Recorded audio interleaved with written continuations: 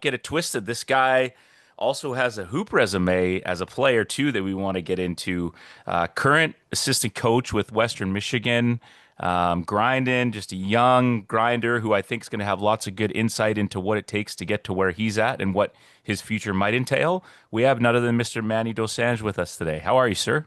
Man, Aaron, I appreciate the luxury introduction. You made me sound a lot better, but I appreciate being here. Only if they knew the game that we've played to get to this point. It's not a problem, like I told you, my friend. And it kind of just makes it fun because it gives me a little like it gives me some insight into people's lives too, right? When you're getting to know someone and the first time you're really going to connect with them is through a podcast, it's like you really get to see. And so hopefully a lot of that will come out in this episode is like what your regular life is like. And just in terms of like things popping up, recruiting visits and stuff like that. But let's talk about the important stuff, man. How was the vacation? You know what, Aaron? It was one of them deals where I turned it to my wife and I said, "Lead, and I'm gonna follow." You don't do that all the time. You don't do that most times. That's my life every day, guy. Yeah, it's crazy, man, because obviously I think they probably sacrifice the most, as the wives, and Hmm. I just always try to be intentional with any time I get off, it's her show, Yeah. she picked San Diego, she laid all the days out, she Yeah. picked the meals, and I was a complete yes man for a week. So, Attaboy. Attaboy. And it was so good. it was Is she, great. Yeah, and everybody where visit there. yeah, when I was in Everybody- college, we went for a trip there. We played 3 games and we were there for a week. It's great, man. I loved it.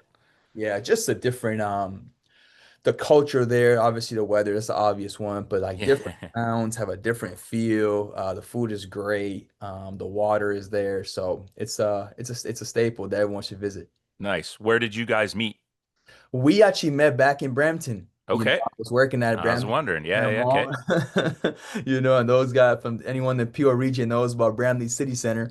And Here we go. yeah, I was What working were at you working? Were you at Champs or what were I you was at at? Foot Locker. You were close. Hey, okay, okay, it's close. I was at Foot Locker and she was at Express, you know. Nice. So she came in a couple times, and when you work in the mall long enough, you start to know other associates. Sure. And it started with me giving her a discount, and she came back, more discount. And I think where it got me was she was coming in more often than I was going to Express. So to make You're it, like, okay, I had to go on the lunch date. there you go. And from there, it's actually going to be our 4-year anniversary in a couple of weeks. So, Nice, man. let's celebrate. Congrats. Yeah, thank you. Thank you. So Thank she you. didn't just use you for the discount. That's good. Yeah, well, she tried to. She may have tried to, but the lunch date may have gotten her. How about you, Ray? How long have you been married? Oh man, what you trying to do to me here? 2012, 13 years? 13. Wow. Yeah, we've been together Congrats. 17. So yeah, and we got little guys turning 9 in November. So Yeah, yeah, man, it's yeah. good. No, it's Yep. good stuff. Good stuff. Yeah, and it worked out really well. I just popped down. We have a little place down across the border in Blaine, Washington. Hmm. And I got assigned a little honey to-do list. So I did some painting of the fence today and then supposed to get some gravel delivered, but the tractor in the park that our place is in is broken, unfortunately. So I won't have to shovel gravel tomorrow. I'm really upset about Wow. that, man. I'm very upset. And what's the status on that? Like, is it just The whenever you get to Yeah, it? next week. They said next week. They Okay. have like it's all at the front, but it's really far for me to go get to. I'm not about to go take the wheelbarrow. It's like too far for a wheelbarrow. Like this park is like massive. It's got like 840 trailers in it. Like it's How about huge. that? And Oh, it's that's like 90% Canadian. But so because the gravel wasn't available, my wife has already been like, "Can you pick up the groceries tomorrow?" And I'm like, "What am I yeah, gonna do? Say no? Like I got to do one thing." So, yeah, yeah, anyways, is no, the timing worked. I'm gonna yeah, go have watch the sunset tonight and chill and watch yes, the Cubs man. later, and I'll be good, man. I don't get a lot of free time and just solo time, so it's good.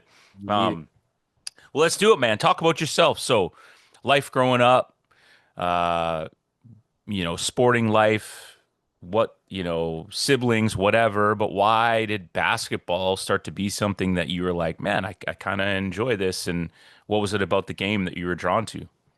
Yeah, I was no different than maybe 99% of people that grow up in our country. For me, it started in the ice rink.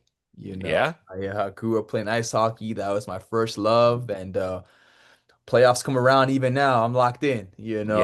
Yeah. Toronto Maple Leafs always tug on some heartstrings, but just started up on the ice, and I was just super fortunate, for my parents for allowing me to be, for them for supporting me and allowing me to use sports as just a tool to navigate childhood. It was pretty much all we did. And what I mean by that is when you grow up in the Indian culture, which is what I did, both my parents immigrated to Canada in 1992. Education is Yeah, man. a large deal, Mm-hmm. and it still is. But they saw an interest and they saw a passion that allowed me just to kind of go down that road. Mm-hmm. Whenever I think back to basketball, like it really just started in the driveway. Mm-hmm. Just loved shooting hoops on the driveway, loved watching the Raptors. Like I'm the typical Vince Carter effect deal. Like everyone had a hoop up and basketball was just growing, and just fell in love with it. And in high school, I decided like, man, I really want to take a shot at this thing, Mm-hmm. and I really just put it all into my grade 9 year and got decent enough to play at the college level. I played at a small college in Michigan, and then from there transferred as a walk-on slash practice guy at Oral Roberts after I Mm-hmm. dealt with a few injuries. But it was just a vehicle that allowed me to travel around the world, allow my parents to see different parts of the country with AAU and all this other good stuff. And some of their best memories are of us growing up, Mm-hmm. just really grateful for all of that to be a part of it. Mm-hmm. And you touched on something that I wanted to talk about a little bit, just sort of like your ethnic background and sort of where are your parents from exactly? Like where did they immigrate from? Yeah, they're from India, Punjab to be Okay. exact. Okay. It's and that they grew up there. They went to school there, Mm-hmm. and they just parents got married in India in 1990 and Mm-hmm. came over in 92. Nice. And Yeah. I mean, I just was curious because we have a huge Indo population here in Yes. in Vancouver too, right? So, and I was thinking of you, and I was thinking of our guests, and I'm going to tag them. Shout out to Indo Hoops Canada, my guys there. They run a huge Yeah. Indo tournament here. Good Oh peoples. But yeah. Oh yeah. do you Later. find that? Yeah. Do you find it? Did you? Yeah, yeah. Yeah. Growing up in Nice. high school, I would play in that deal. We go to Nice. Chicago, we go to New York, we've been to Toronto, and Yeah. so Yeah. And do you find yourself like in the coaching world, look around and you're like, there's not many people that look like me. Is yeah, that a very sense is that a true. sense of pride for you? Is that interesting? Like, Yeah, yeah. I'm not sure. I'm more so pride, but more Yeah. so just showing them that there's a way, Yeah. there's a way, and more so like whether it's basketball or whether it's sports agency or player development or different sports, Hmm. or like there's a way for us, and it doesn't have to be a doctor or a lawyer all the time. I love that. Yeah, no, no, no. It's an important thing to talk about. You need to talk about you say with a smile, but um, that your parents had that vision to sort of like, yes, we're keeping our culture, we're keeping the things that are important, but also allowing you to like open your own doors and sort of figure it out is powerful. Yeah, yeah. And the last part I'll add is when I first accepted my first coaching job, which was Hmm. 2020, Tony McIntyre and Jesse Tipping presenting my first opportunity.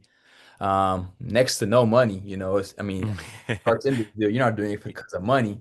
Yeah, Here I was, I got my degree, and and now looking back, I'm going on to year 8 of coaching. But 8 years ago, even my father was still like, yeah, yeah, yeah, yeah, yeah, yeah. is this what it's kind of come to? Like after all the years, Yeah, bank account's know, still empty, dog. Yeah. yeah, like like, is this what we're gonna do? And Hmm. years later, he couldn't be more proud. But that's the bug in them, and that's what they've known, and you can't blame them for it. Hmm. And it's funny um, you mentioned the academics like always important. I noticed in the resume there's some academic all Canadian or all American in there too, right? So um, being a hooper and then playing at a smaller college, realizing like that it's going to come to an end at some point, like how did you know or what was it about hoops that you were like, I kind of like this X's and O sides? Did you recognize that early in yourself when you're in high school? Hooping and when did you kind of start to have that vision that like that was something that you were going to pursue?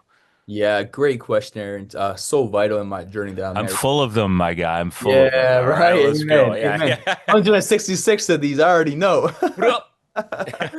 I'll never forget the time in my life. It was my sophomore year of college, my second year. Hmm. when you're in the middle of college, you see adulthood kind of, looming and I grew up around my grandmother, and because of that, she installed my faith, in me. And Hmm. and with that, like my faith is a big deal. And so just constantly praying, and constantly spending time together. Like, what's my purpose? Like God, what are you calling me to do with this life that you've gifted me? Hmm. I really used to ask myself, like, what are some of my gifts? Like, what are some of my God-given gifts that I could use to impact and just do different things? Yeah. So that was one side of it. And the other side is I had such a natural interest in X's and O's, game planning, player development. I Hmm. was a 6 foot Indian kid that had to work for every inch to reach the college level. There was no God-given abilities athletically here, besides my height, which was just allowed me in the door. That's it. Yeah. And so I say that humbly to say that, I had a lot of interest in getting better and drills. And I would work a lot with my coaches, like on game planning stuff. My former teammates would want to jump in my player development stuff that I would do for myself. Yeah. And so when I really started to think and just kind of take those interests and think about my purpose and put it together, I was like, man, I would love to be a college coach. Mm. And it Hmm. was in that year where I just kind of, the seed got planted in me, and I just kind of asked God to lead the way and chased it wholeheartedly. Yeah. Because it is a different thing, right? Like, I'm similar to you, man. I'm like a 6'4", small, I relied on my jump hook. I could Mhm. shoot it a bit, but like it was my instincts. And so like same for me, like coaching was something that was natural because like I always felt when I was playing, I was kind of a couple of steps ahead. Mhm. Or like talk to your teammates and be like, they're not grasping the same things as you, right? Kind of like a little bit of Rain Man kind of stuff, right? And then interesting too, like especially at the Division 1 level where you're at, which we'll get into eventually, but just sort of that player development side, which is the part where not everybody wants to do. You know what I mean? Like everybody loves to hoop, but who really wants to put that work in, and that people are drawing you towards that, towards you. Why after the JUCO years then did you decide to walk on? Was it just still that love of hoops and just sort of like you just couldn't get away and you're like, I still got to get my degree, so if I can make this happen, I'll make it happen. And it's a higher level, you get to see better athletes, like there must have Yep. been, yeah, lots of Yeah. reasons. Yeah. So it was either go play Division 2 basketball on a scholarship Yep. or, go to Division 1 route. I wasn't good enough to be a Division 1 basketball player Yeah. from a talent standpoint, but I How was. was the JUCO league you played in?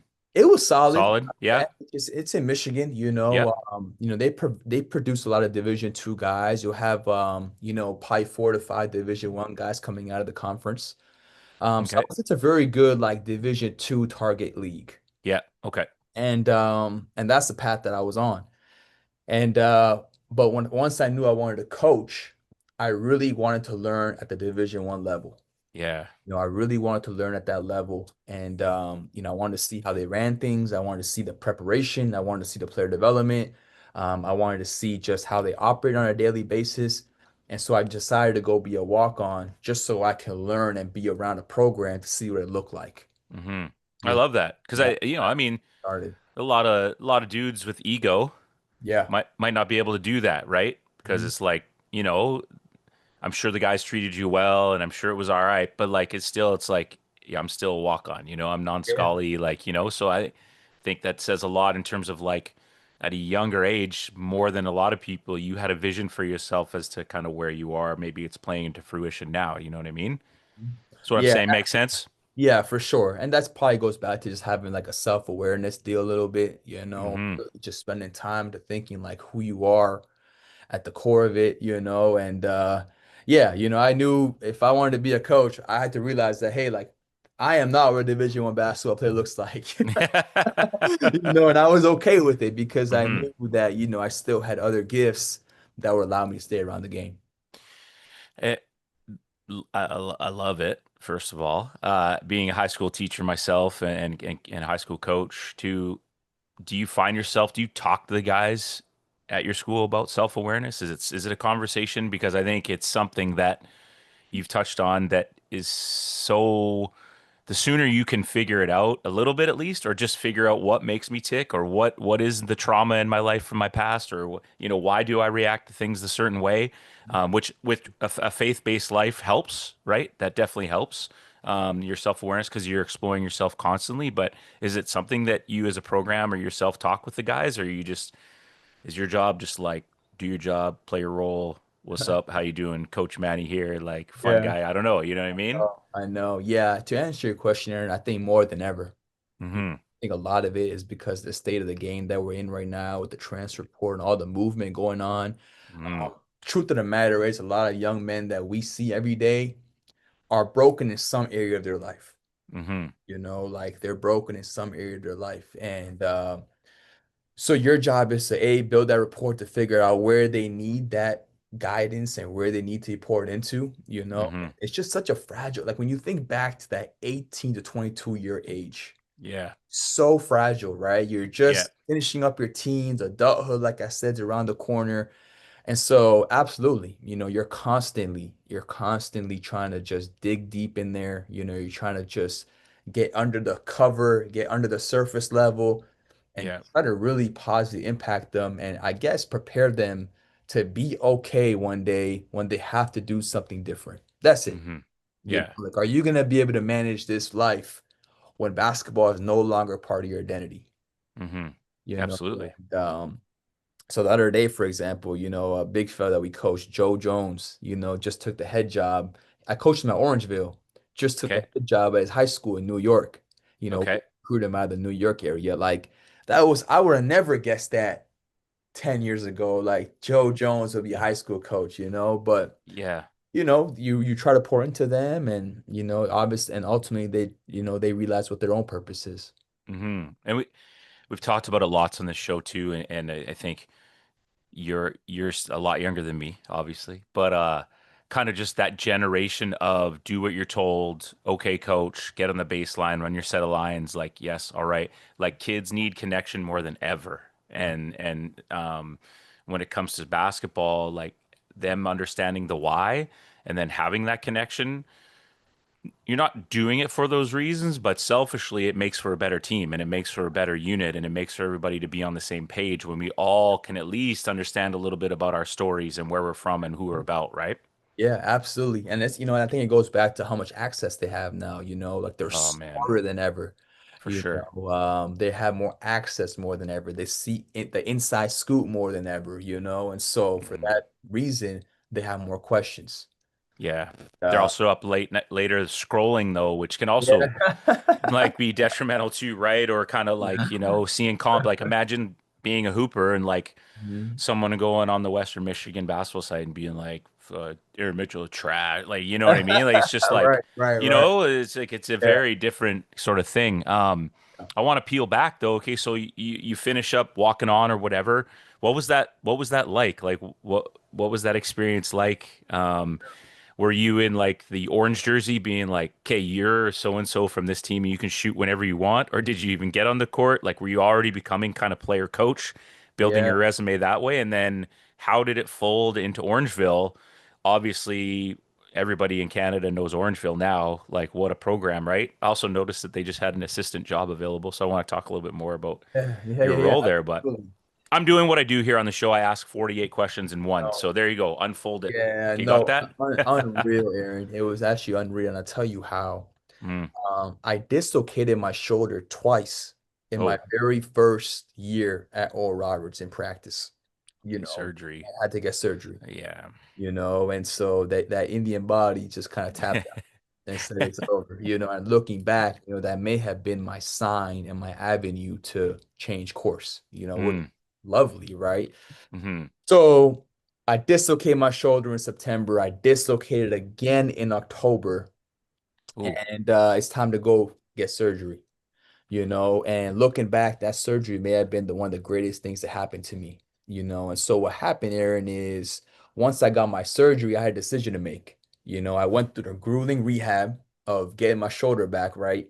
Hmm. So it's like, do I do my surgery to come back and be a walk-on? And anyone that's a walk-on, you're practicing every day, you're pretty much on the team, but you just don't get in during games, which is fine.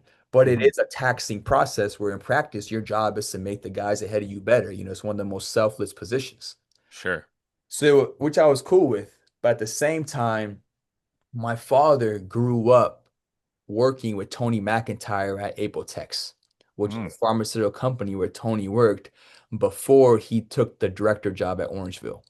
Oh, wow. So through that relationship, I had known Tony for a number of years. I was never good enough to play on CIA Bounce because they were absolutely loaded Right. in that 20-year stretch they had. Um, and so I stayed connected to Tony, and he kind of became a mentor for me in my life. Hmm. And the year that I tore my shoulder, going to the next year is the year they had an assistant coaching job available, and Tony said, "Hey, if you're ready, we would love to have you as an assistant coach here." Hmm. And I was like, man, I said, I just sat back, prayed about it, talked to my wife about it, and really just felt like it was kind of a gift from the good Lord.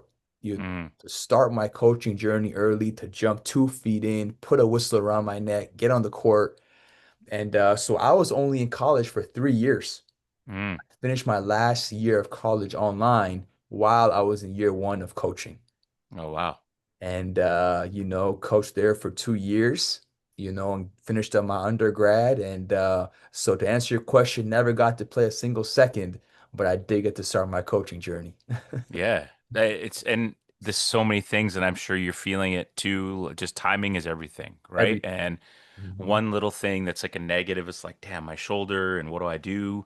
And you could dwell on all the negative part of that, and but then all of a sudden, boom, something comes around the corner, and it's just like, here's an opportunity, right? Yes, amen.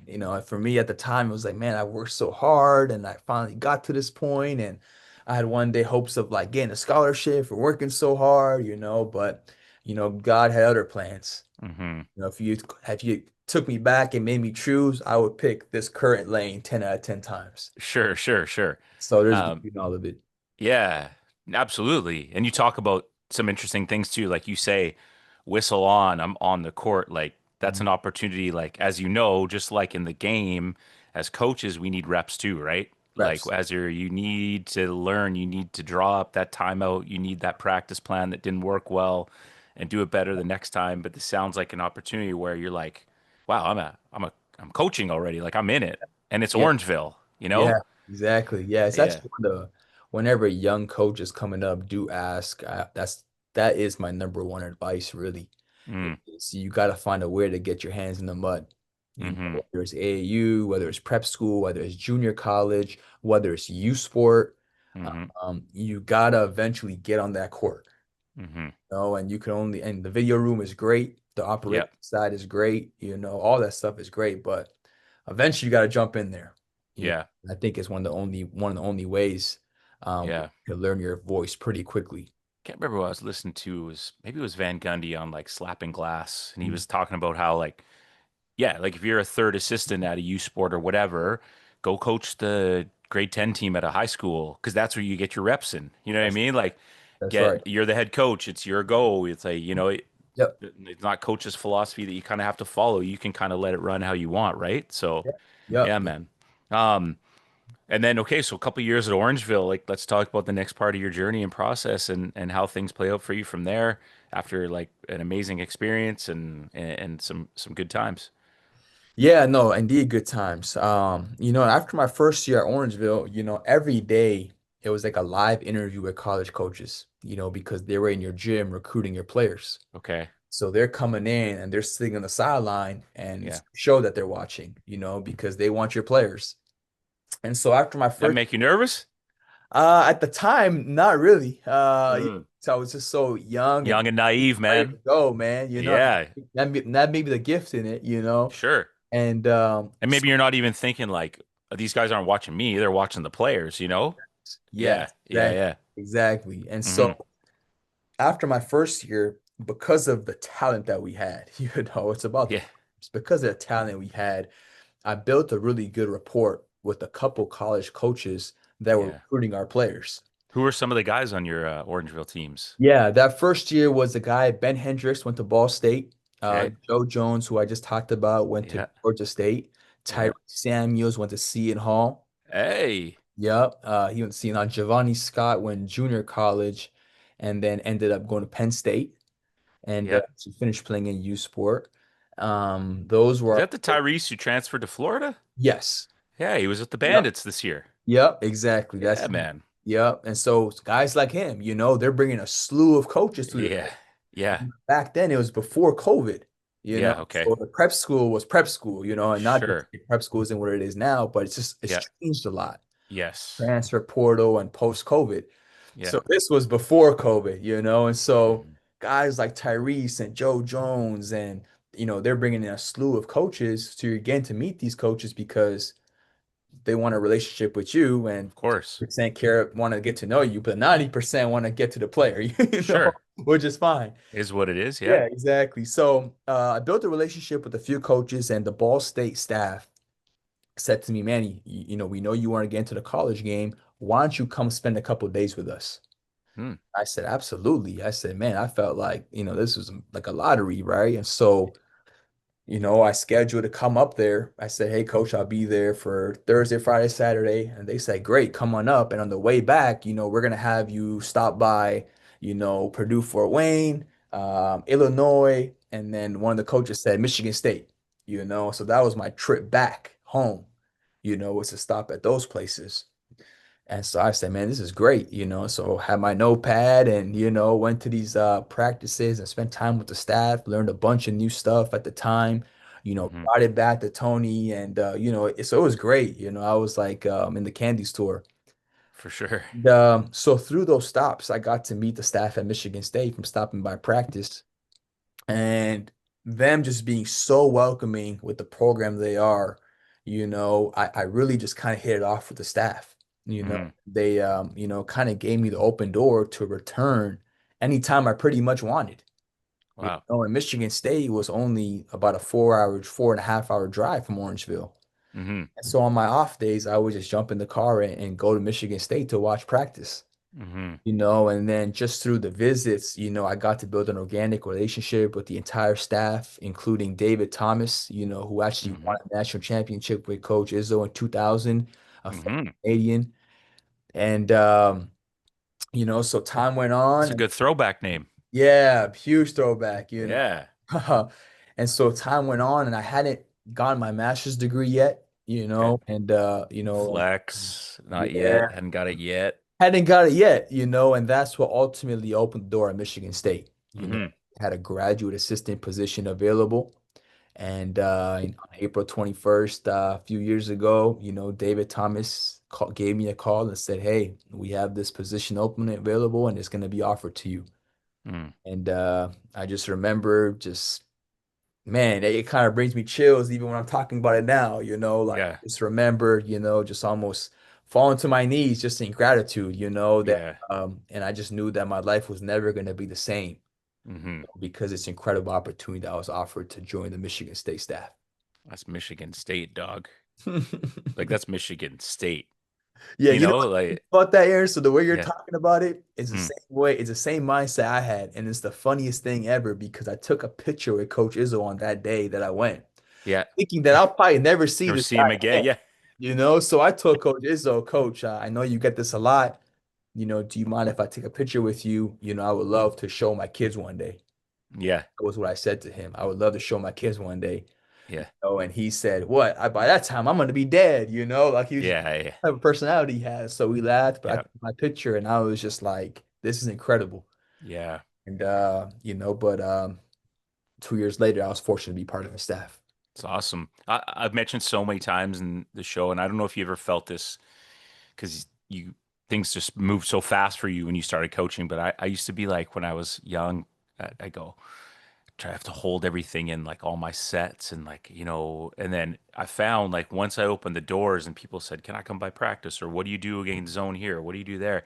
One, did I not only become a better coach, I felt like a lot more free, right? It's like it's Michigan State. You would just assume that everything's doors closed, locked, Mhm. nobody allowed. And they're Yeah, like, "No, come on in, man.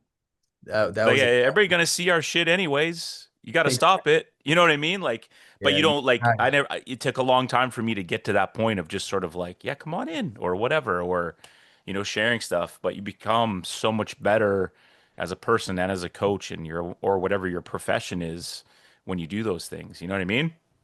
Yeah, because there is no secrets at the end of the day. For sure. Oh, you're just everything's out there, we all take from one another, we share drills, and at the end of the day, most of these games at the college and NBA level, are coming down to one or two possessions at the end, For and sure. they're gonna make the play, Yeah, no So doubt.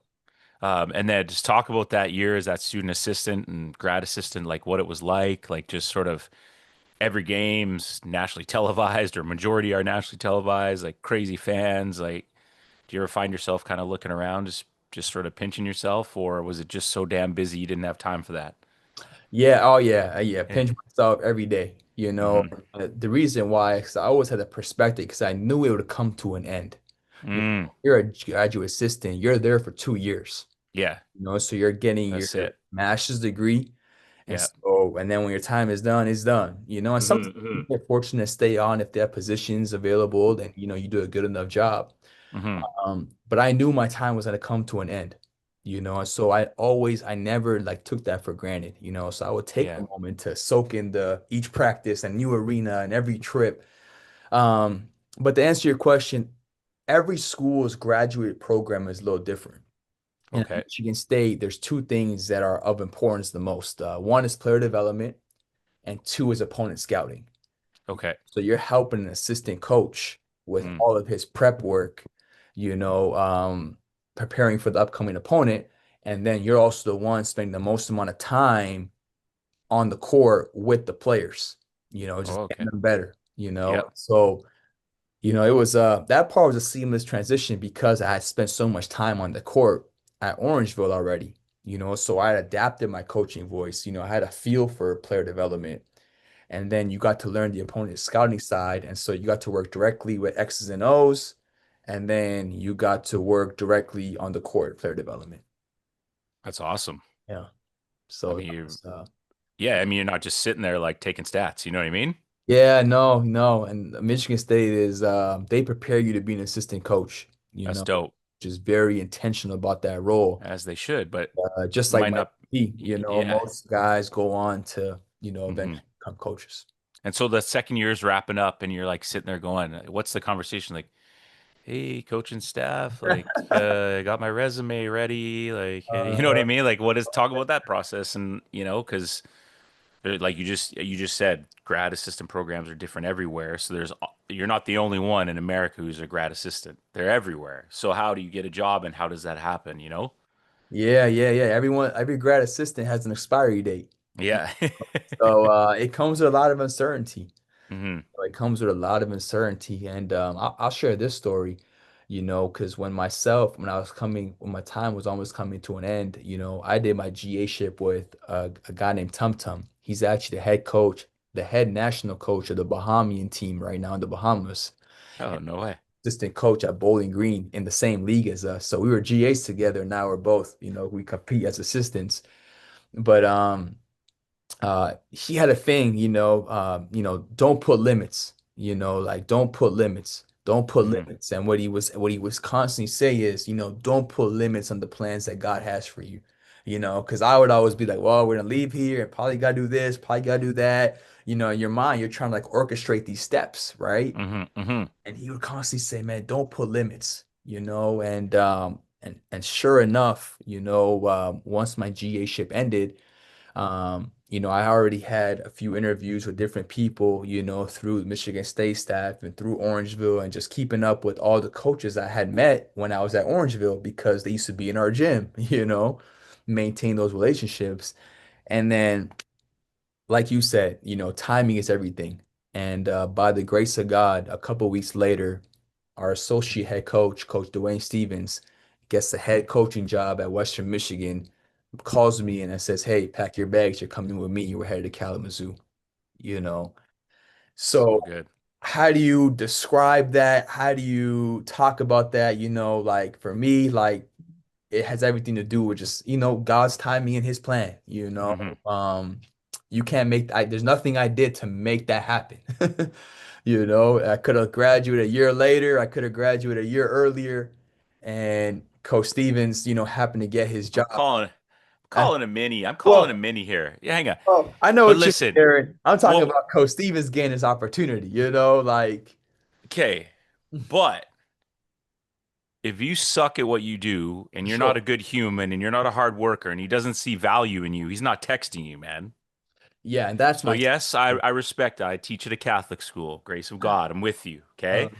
So I get you. But also, you got to give yourself a little bit of credit, the work that you've put into your craft, being an Indo-Canadian from Brampton, mm, and someone's like, yo, I want you to come and be my assistant coach at no doubt. a Division I school. Like, that's pretty Yeah. dope, man. That's a great Yeah. journey. No, I know that. I appreciate you sharing that, Aaron. And I'll And I say, get the vibe that your energy is still the same though, man. yeah, Like well, it's like, it hasn't changed. Like it's you're still working, you know? Like there's nothing about you that screams I'm content. yeah, no, Yeah. in the day that comes, you're gonna be out of a job pretty quickly. Yeah, that's probably called retirement, right? Yeah. Only 1,000 of these things, there's only Yeah. 365 schools Yep. have 3 to 4 assistants, and that's it, you know. Yep. But to go back to that point, is the live interview. Mm. You are constantly under a live interview, Mm. whatever job you're doing. So at Orangeville, I was being interviewed by coaches that reached out that knew my GA ship was coming to an end and that Mm-hmm. wanted to involve me with their staff. Mm-hmm. When I was at Michigan State, I had no idea Coach Stevens was going to get his first opportunity, but it was a live interview looking back for 2 years straight, Sure. and I think there's so many lessons that I learned from it. And I try to pass that on to others as well. Is Like what? just a live interview part. You never know who's Yeah. watching. Every day it sounds cliche, but you have to show up with your best, Mm-hmm. because you don't know who's going to be where tomorrow. You don't know what kind of doors are going to open up because of who and because of why.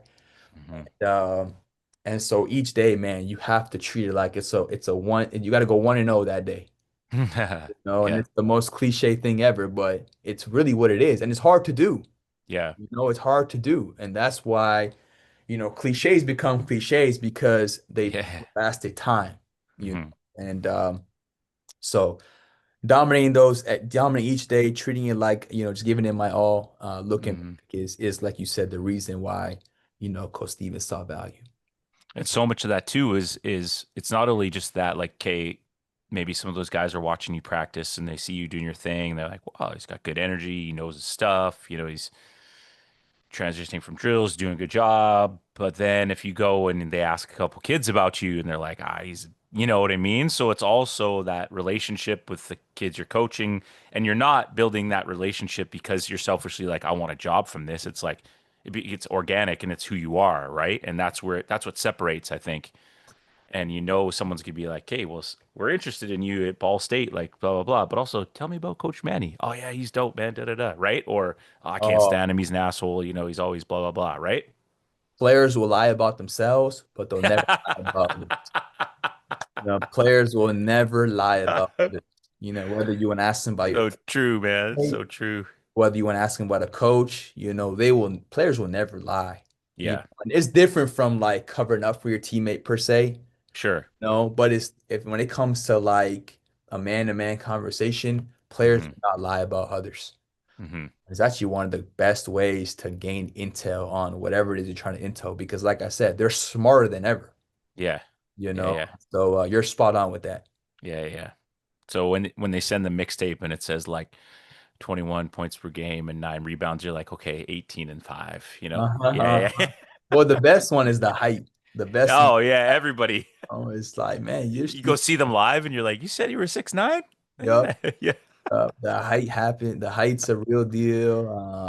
And just their own assessment. But hey, I was probably the same. Who knows? For sure. Oh, 100%. And as you get older, dude, you were way better than you were too. You were like, yeah, I was a walk on, but I probably could have been a sixth man. I just had the shoulder injury, like when you're Yeah. like 50, you'd be like, get off my lawn, right? Yeah, yeah, yeah, yeah, yeah. No doubt. No Well, doubt. give us so that, now kind of you're in this spot for years now, kind of doing your thing.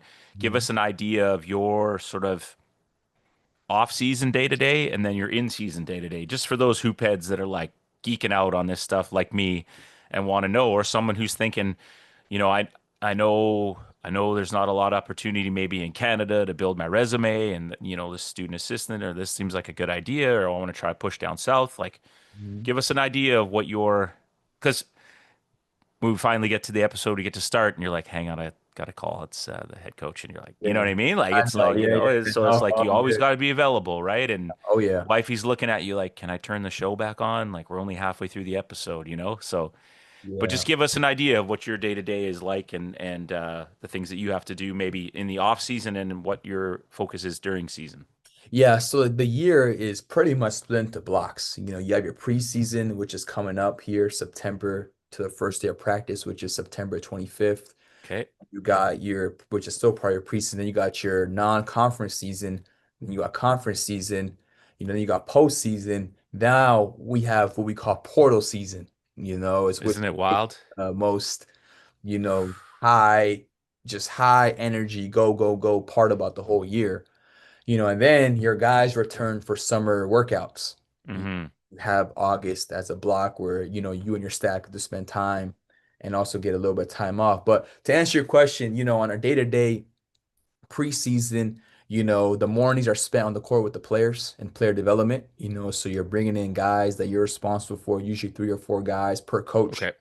and you're putting them through their skill workouts before class. And so you do their skill more work in the morning. It can start at 6 a.m., 6 a.m., anywhere between before 9 a.m., because then they got to go to class. Mm-hmm. Then they're in class from 9 until 1 ish, and Mm-hmm. after class, during that time when they're in class, you're working on your opponent scouting reports. So you're doing a lot of your scouting work, preparing for the next game. You're doing a lot of recruiting work, making calls to other coaches, talking to parents. Um, Kids are also in school that time, so you're not really talking to players that time, but you're talking to everybody in your circle. Sure. You're also monitoring academics, to making sure that guys are in class, that they're in check with other classes. And then you're also practice planning, and you're also opponent scouting planning with your staff. Mm-hmm. So that's kind of chunk of the day right there, those different buckets that you're trying to hit. So do you guys get a certain team, or is it a group effort in terms of opponent scouting? Like, Yeah, it's so every collaborative. staff has done it different, Okay. So, normal, the kind of what should I say, the typical way is scouts rotate every third or fourth assistant. Okay. So I may have game one, and then the next assistant might have game two, three, four, and then I might be back on game five, and then it kind of rotates, Right. So with that, if you split it 3 ways, each coach is doing about 10 to 12 scouts a season. Sure. Now you have 4 assistants, they can work that way. But the other way is you have coordinators, where you have 2 coaches on the offensive side of the ball, you have Yeah. 2 coaches on the defensive side of the ball. And in that regard, you pretty much have every other scout if you're a defensive side of coach, or all staffs are focusing on every game because you're only Mm-hmm. focusing on a certain part of the game on a certain side of the ball. Mm-hmm. So each staff is different in that regard. Yeah. Typically we have rotated every third scout, and now we shift into a coordinator system, when this year I'll be on the defensive side of the ball. So I'll have every other scout this year, and Okay. we focus on the defensive side, Okay. how we're going to cover their other opponent's actions. So then you got to be in pretty good tune about what head coach wants. Absolutely. Yeah. It's always that, Yeah. and that goes for every area of the program. Yeah. You might like a recruit, but he might not be for your head coach, Sure. scheduling. Um, it's all around your head coach. Mm. So, and that's where I kind of felt like I had a lot of comfortability because I had been with Coach Stevens already for I was 2 gonna years say, could be before. an awkward process, or Yeah, yeah, yeah, and yeah. but I went from like helping Coach Stevens to like taking ownership of the scout. Mm. So that transition was pretty, neat for my own growth. And then from 1 o'clock, the guys get a class, they'll do some recovery, and then they'll go into a lift before practice. It's Yep. kind of the NBA method that we took from the Phoenix Suns, where you lift before practice. Mm-hmm. You practice 2:30 to about 5. And then nighttime, guys go home, knock out their homework, go eat. And then you have night shooting for guys that want to come back, from Sheesh. about 7 to 8:30. You do like a 30-minute block. And so they are full So days. so just 14 and a half hour days. Yeah, and so it's Definitely. like Yeah. that, and that's what I mean by blocks, right? Those it's Yeah. 14-hour days in the preseason and non-conference season. And by the time Sure. the conference play in January, guys are no longer coming back. Your Yeah. practices are much smaller. Yeah. More time is going towards opponent preparation than recruiting in that segment, Yeah. and so those days get shorter, but maybe the days get shorter, but the work may increase just because the games are twice a week now. Hmm. And then right after the season,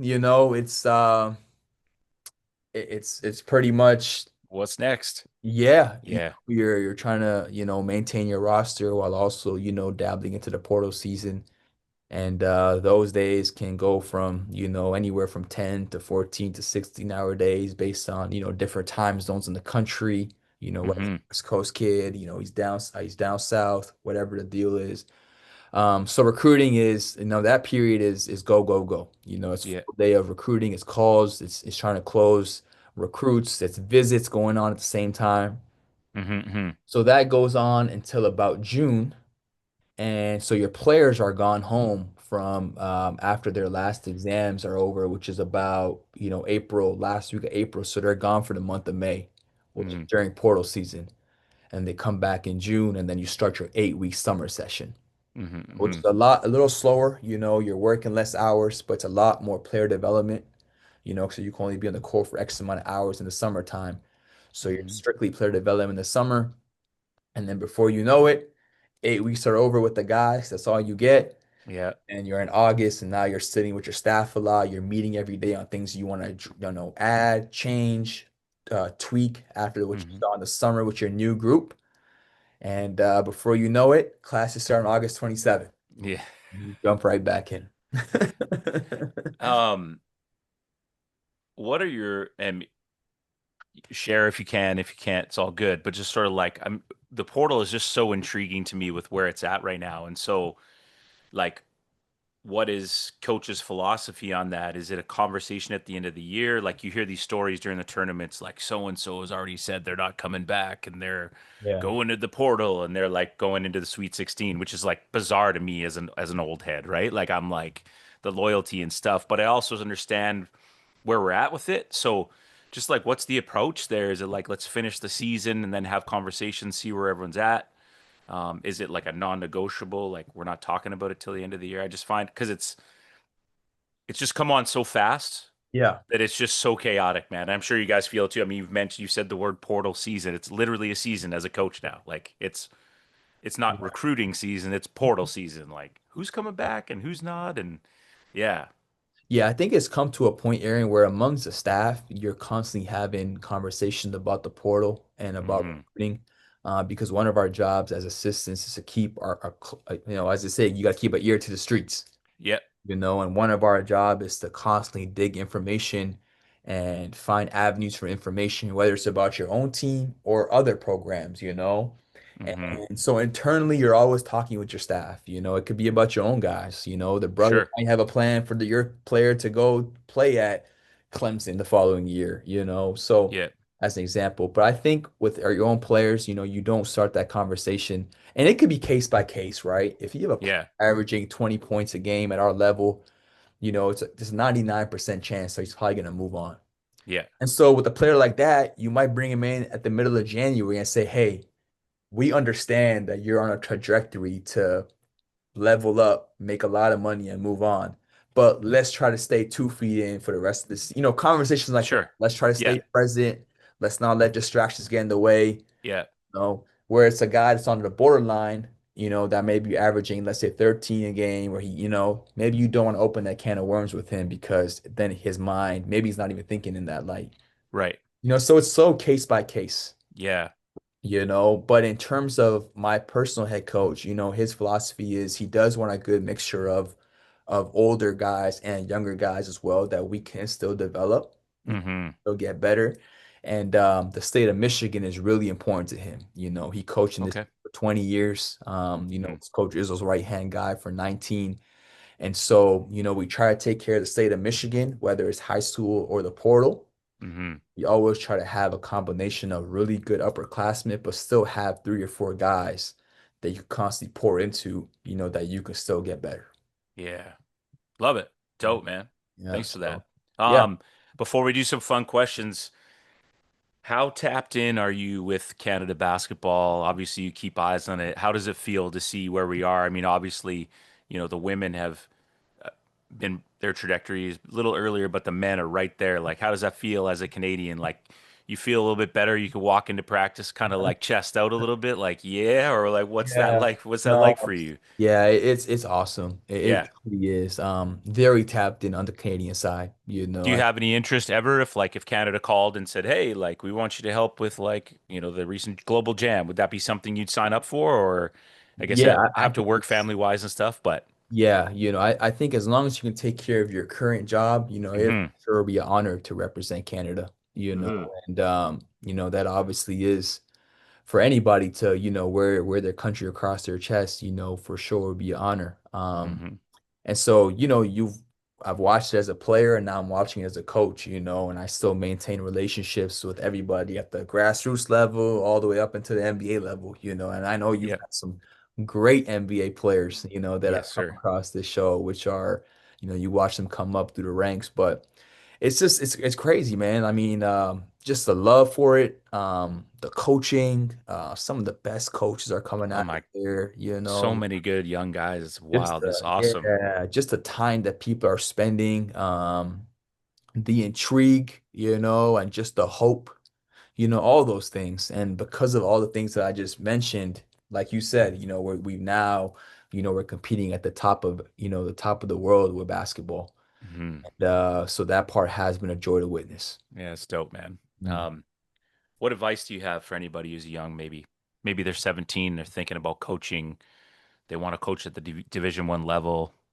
They maybe not in Brampton, they're in London. I don't know.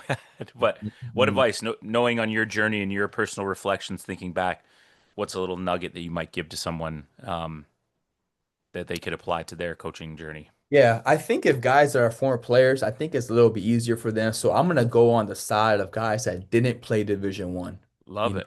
Feel like there's more of those coming up now, which Yeah. I love, and so I think like two or three things for guys that did not play Division One is Hmm. A, you got to jump in the fire somewhere, And Hmm. so what I mean by that is you have to get attached to a youth sport program. You have to coach at an AAU pro with the AAU program. You have to be in the fire somewhere. The prep ranks, AAU ranks, youth sport, because like you said, you can't replace those reps. So that'd be the first thing is you got to jump in somewhere. Secondly, is you can never get enough FaceTime, right? You could text people, you can call people, you can email, but nothing replaces a face-to-face interaction, Hmm. So I say coach AAU, why? Because you're gonna be in a stage in front of hundreds of coaches every time it's AAU tournament, right? Hmm. You coach youth sport, all of a sudden now pro D1 programs recruit the youth sport level. So it's almost like a glorified like junior college slash prep, you know. See the dude from Dalhousie? Yeah, Like all transfer to Kansas? Yeah, yeah, man. Like, yeah, yeah. right. So many stories, right? And Yeah. it's like how the mid majors are now kind of like a Yeah. recruiting block for the high majors, right? So it's a Sure. trickle down effect. Hmm. My advice I have is, touch as many practices within a 8 to 10 hour range as you can. If you're from London, you can go to the New York side, you can go to the Michigan side, you can go to the Ohio side, and there's a bunch of schools in that area, you know, and go to their practices, right? Go watch, go spend time with those coaches, right? You have to find a way to get FaceTime where people understand who you are, what you want to do, and how you could bring value to them, and if people could see those three things through FaceTime and get to know you, then I think that will also open up doors and the last thing I would say is just make sure you're doing it for the right reasons, like really Hmm. ask yourself, like, why do I want to go to the Division One level, or why do I really want to go coach an NBA, like really Hmm. peel back the layers. And if you have the right why, that's just going to kind of keep you going, because Yeah. it's not always the easiest path per se. I was gonna say, like, yeah, it ain't as pretty as people think, right? You know what I mean? Like there's a lot to it. And you've touched on a lot. Man, church on a Wednesday. Take him to church, Manny. Let's go. I love it. I love it. Good stuff. Great answer, man. Yeah. Um, You ready for some rapid fire? Let's do it. All right. They could be Canadian, but what are the greatest bag of chips out there? Like if you're gonna get munchy, what do you got? Yeah, I'm a Sun Chips guy. Oh, Love Sun Chips. like the red, the orange, The what? orange. Yeah, the harvest Oh, cheddar. the orange. Love the orange ones. Don't make you feel too bad eating them, like that's kind of Uh, healthy. You know what I mean? Yeah, okay. yeah, got you. Some chips are my go-to. Okay, okay.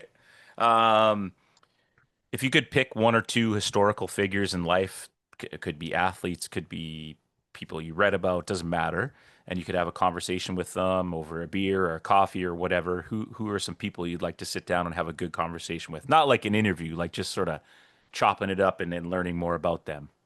Oh, that's a great one. Wow. Mm, You can do more than two. I could do more than two. Yeah, just historical figures. Gosh. Let me come to that. Let me come back to that one before we're Okay. done. Okay. It's not like I sent this guy the friggin' questions, 12 months ago. No, I'm playing. I'm playing. I'm playing. I'm not going to put you on blast like that. Right, right. If you could eat one dish for the rest of your life, what would it be? Lasagna. Whoa. Yeah, yeah, yeah. I can go I'm not lasagna. I'm not trying to racial profile here, but Uh-huh. I thought we'd go home on this. Lasagna. With some samosas or butter chicken or something. I I feel. don't know. I don't know, man. Oh man, that's funny. Yeah, yeah, yeah. No, I love lasagna. I think like, different people make it a different way, Okay. like every restaurant. You got a spot? You got a Um, spot that you go to or just you know what? Like yeah. Olive Garden here has great lasagna. I'm not sure if Olive Garden is in Canada. Yeah. No. No. Okay. But I know where you're at. Yeah, like and a bunch of like we have some local spots that come to mind. There aren't chain restaurants, Yeah. but Of course. a lasagna doesn't miss for me. Wow. Yeah. Wow. Okay. Was So, not expecting that. That's uh, dope. Okay, books or movies? yeah, I don't watch If movies. you have time. Yeah, I don't If you watch movies, and my boss actually gives me a lot of crap about it. He's like, "How do you not watch movies?" like Although we ever? took our team to go watch the new F1 movie this year, and it Solid? was incredible. I heard it's good. So many lessons. It keeps you on the edge of your seat the entire time. The new F1 movie is really good. So I was Okay. forced to watch that, but I was glad I watched it. Okay. Um, Books wise, man, I love to read, just kind of always curious, just different genres. And actually, my favorite book is actually on my desk. I just kind of keep it here. It's called The Wisdom of the Bullfrog, Damn, okay. by William McCabe. And it's just a really simple like leadership book, just really cool lessons. And it's probably my favorite book I've read up to this date. But I try to read about a book a month, and Nice. just kind of start the morning off with a couple pages. And Yeah. it's not always leadership, it's not always basketball, it could be about just like stocks, or it could be about, Yeah. history, just something just to kind of keep your mind engaged. Yep. So yeah, definitely recommend The Wisdom of the Bullfrog though for any coaches out there. I love that title too. That's a catchy title because like aren't I think bullfrogs are supposed to have like small brains or something? I don't know. Anyways, hey, Yeah, yeah. I'm gonna tap in. I got a list of like homes. I'm like the most I terrible know. reader. I got books at home. My wife's like, "You ordered another book?" I'm like, "Don't Oh, I worry, know. babe. I'll It's get so to it." tempting. It's But so I just have to make it more of a priority. Oh Like you yeah. said, I like how you say like just a couple pages a day because then it's just like, Okay. yeah, You know. chop wood, man. So I Like think what's helped me and maybe to help others is like mhm. get a new book, just take the amount of pages and divide it by 30. Ah, okay. Some days you just know I got to read 10 pages, all right? 12 Okay. pages, 14 pages. So it just kind of keeps you on task to knock out a book a month, if that's important to you. Still a commit. Yeah, divided by 60 or 90 for me. But either way, I Yeah, like that though. whatever your Like timetable is, So that's a good way to think of it. I like sometimes it can that. be overwhelming, right? You see a book around Sure. you, you haven't opened it up in a couple of days. I got the Obama book and Yeah. I'm like, "Oh my God, I'm gonna be like Yeah. 55 by the time I Oh, finish this, man." Like, man, yeah. it's so, yeah, I'll be good. Good. All right, Kay, you got the best seat in the house. You could be taking your best homie, you could be wifey, doesn't Mhm. matter. You're going to see a concert Mm. at maybe a storied venue or a venue that you like to go or watch show or concerts at. Who do you want to go see? They could be dead or alive. Maybe you've seen them, maybe you haven't. It's somewhere you've Yeah. always wanted to. What do you got? Yeah, this is So like my wife and I will visit like Las Vegas, every other year for like a couple of days just so we can go watch some shows and Yeah. just kind of hang out. And I'm always so intrigued about the Michael Jackson show they have there. It's a tribute show, so it's pretty much somebody mimicking what the shows used to be back in the day. Okay. No, and then when he passed, which, it's funny how that works, right? When you're younger, I forgot how old I was. When he passed, you just kind of dive into that, and you listen to so many stories and there's so much behind it. Like For Vegas sure. tribute thing that they do every year.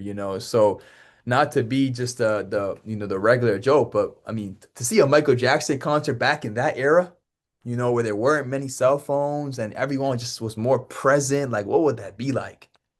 People just Um, fainting, just looking at him like, that's "Eh." it's stories like that, And right? I'm not trying to tell you that you're unoriginal, but this is like it's becoming like a 80% answer for people. And it says about our pocket of time, how much people appreciated what he was because Yes. Yeah. he would have put on a show like nobody, man. Do it all, right? The dancing, the You hear singing, so much, the choreography, like it would have Yeah. just been unbelievable. Yeah. And so we go to Vegas and we are Yeah. always intrigued by that. So it's like, what would this actually be for real? Right? So yeah.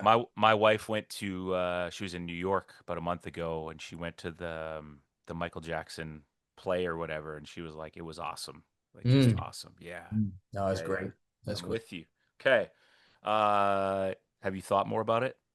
Historical figures? Oh, the historical figures. You're gonna think I'm crazy for this one. No, man. You're gonna think I'm crazy for this one. So you know who comes to mind when I really think about it? Pat Quinn. What? hmm Just because of the die hard that I grew up. Yeah. Would What? just around the I would just love to hear, what it was like coaching in that era, just with the pressure, of the Toronto Maple Leafs and just that era where, like they used to be knocking on the door, but not really. And so like that's who we grew up, just kind of watching. So it'd be You are cool. a legit fan. Yeah, it'd be cool just to chop it up with him, like, Yeah. and so He'd probably have some wild ass stories, man. really wild, Yeah. and so just a different time. So I think that'd be cool. Wow. Very different. Pat Quinn. hmm Lasagna and Pat And Quinn. so Let's different. go. Let's go. Okay, last question, my guy, and like this is why we got you on the show is we have Mikey P, who's out there that's got a great story. They don't have to be a Canadian, but just someone that you think is worthy of sharing their journey that people can learn and share their story because I think there's power in these things in terms of when you hear other people's stories, it's kind of like reading a book. But a little bit easier for people like myself when you can listen and you've given so many great nuggets and insight and just also a reminder of how many great young Canadian coaches we have out there that are doing things that people don't know about. And that's why I love shedding light to these stories and why I didn't give up on you, man, and how Uh, you could share your uh, story. But who's yeah. out there? Who's at the top of your mind? But like we say, don't throw them on blast. And they're going to be like, yo, Manny, did you really? You signed me up for a podcast. You know what I mean? Like they got to be okay to chop it up, you know? You know what, I mentioned it briefly, but I think it'd be so good because it was Mikey P, right? And Yeah. it was myself, Yeah. and the person that kind of started this all for us was David Thomas, Yeah. being a fellow Canadian. And I think there's so much that David can uncover is he came up in an era where it's different from now, winning Yes. a national championship, and then he coached and was a part of the staff at Michigan State. But then he kind of went through a period where he walked away from it. Mm. So I think there's so many lessons of like when to walk away, like why did he walk away? And Yeah. now his son is the top ranked player in the state of Michigan. No way. Yep. I don't think I'm allowed to legally say his name. Yeah. But my point is, and the Canadian media likes to cover his son now because it's like, he lives in the States now because David stayed. But just that whole deal, I think would be really cool because I think he could take you back to those days, bring you to the current, and also what it's like raising a son who is, part Canadian, part American, and one of the best players that are in this age group. You pull off David Thomas, you're forgiven for the 13 and a half months it took to. Yeah, no, he would man, he's That would be dope, man. yeah, one of my favorite people in the world, Guy man. could really hoop too, man. That's Oh, awesome. yeah. He's a dope guy. Yeah, yeah. He has Love stories, it. man, and he's done a lot of things from entrepreneurship as well. Love it. I think people would love to kind of hear about. Dope. My So, guy. Last thoughts, ideas, reflections before we let you go. All the best to you and your coaching and basketball journey, to you and your family. Just keep working. I think it, like I said, it's great to unfold the layers and see how many dope people there are out just doing great things across the nation in a place like where you are, of all places, kind of just mid-major D1 doing their thing, grinding, and then just also giving really true insight to what it actually takes to get there. And yes, it's luck. Yes, it's a little bit of faith in God, but it's also a whole lot of hard work and determination and focus, man. So props to you. I yeah. know there's still so much more to come, but last thoughts or anything before we let you Yeah. go? No, just grateful, Aaron. Just grateful, man. I'm so glad we got to make this happen. I'm grateful for the way you use your platform. You know, you've been doing this for years, and I just want to make sure I'm able to say, man, like any not even Canadian, just anybody, man. Yeah. Want to come by, like come to up to Western Michigan, man. Come see us. You know, feel free to, you know, get my number from Aaron or email, and just would love to for you to come visit, watch a practice, watch a workout, film session, sitting on a staff meeting, whatever it is, you know, any way that we can just kind of be there, you know, is what it's about. Growth mindset, my friend. It's powerful stuff when you're able to share who you are. It also means there's no secrets. People can take what they want. You guys ever make it out to the West Coast? West Coast in Like Canada. Seattle? Portland? What you Oh, got? yeah, no. I mean, Yeah, I've okay. been out there to recruit once. Like I We need met. to get some more sponsorships so I can come watch a couple practices, Yeah. man. Hop on a plane, you know? Come on. That would be awesome. You know, have you stop by a couple of different spots and make it sure worth it. So, Amazing. anytime. Amazing. Awesome. Like we said, man, all the best. Thank you for your time. Episode 166. For those that are interested in being coaches, it's not about your playing resume. You can learn the game however you want, connect with people, be a good person, and good things will come to you. Thank you for being with us, my friend. Thank you to our sponsors, and we will see you on the next one.